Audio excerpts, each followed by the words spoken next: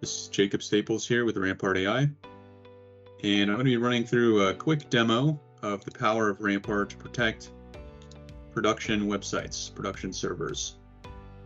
So what I have here is two instances of the exact same code base. Basically, it's a simple Java web app that serves up a fake startup company's front end. So the first one is running on port 8080. And it is completely unprotected from exploits. The second one is running on port 8081, and it is protected by Rampart. So you can tell that they're both the same exact, at least on the surface, they look the same. But what we're going to do is we're going to interact with these in the way that an attacker would, and you'll see that one of them is very easily exploitable, and that's the one that's not protected by Rampart, and one of them is not, and that's the one that's obviously been fortified. So what I'm going to do is I'm going to go over here to a shell-based interface that allows me to interact with these endpoints directly on the back end. The very first thing I'm going to do is I'm going to start up a Netcat listener with the timeout of 15 minutes on port 1234. So my job as a bad guy is to try to get one of these endpoints to phone home to my listener that I just started here on port 1234. And at that point, I'll be able to execute commands on whatever box does that. So I go over here to my third shell, and now what I'm going to do is I'm going to make two different requests. The first one is going to go to the fortified endpoint, and I'll show you that it's not exploitable. And then I'll show you, evidence of the fact that it's not exploitable, and then I'll show you that the red one is trivially exploitable. And the only thing I'm going to change here is this bombcat-green versus bombcat-red, and that's the name of this test application, is bombcat. So here goes nothing. I fire off the request to the green fortified endpoint, and I get back a hello world response. There's no immediate indication that something good or bad happened.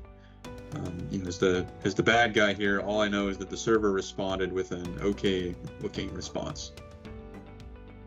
So what I can do is go back to my shell, and I'm still sitting here listening. I have not gotten incoming connection yet. So as far as the bad guy is concerned, that attack didn't work quite as well as they were expecting, and nothing really has happened here. Again, I can fire this off multiple times.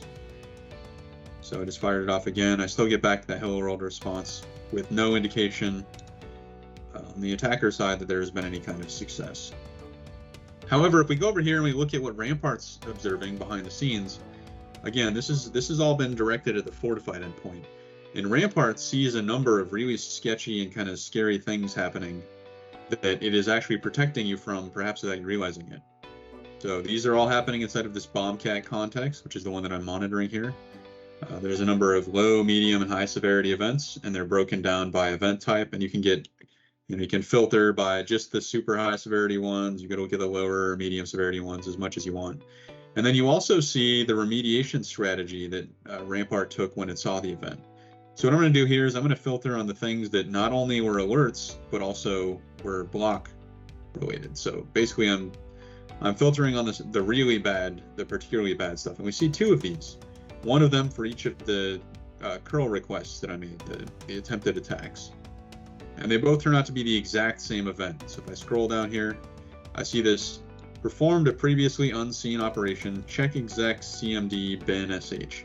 So something is trying to reach into our code and try to trick it into spawning a subshell connected to bin sh, trying to spawn bin sh as a subproc. And that's really not a good thing to be seeing in a system, especially not a production system, especially not one that's on a contested network. And we see two of those. And in fact, you can go in here and you can get a number of details about it, all the way down to the full stack trace.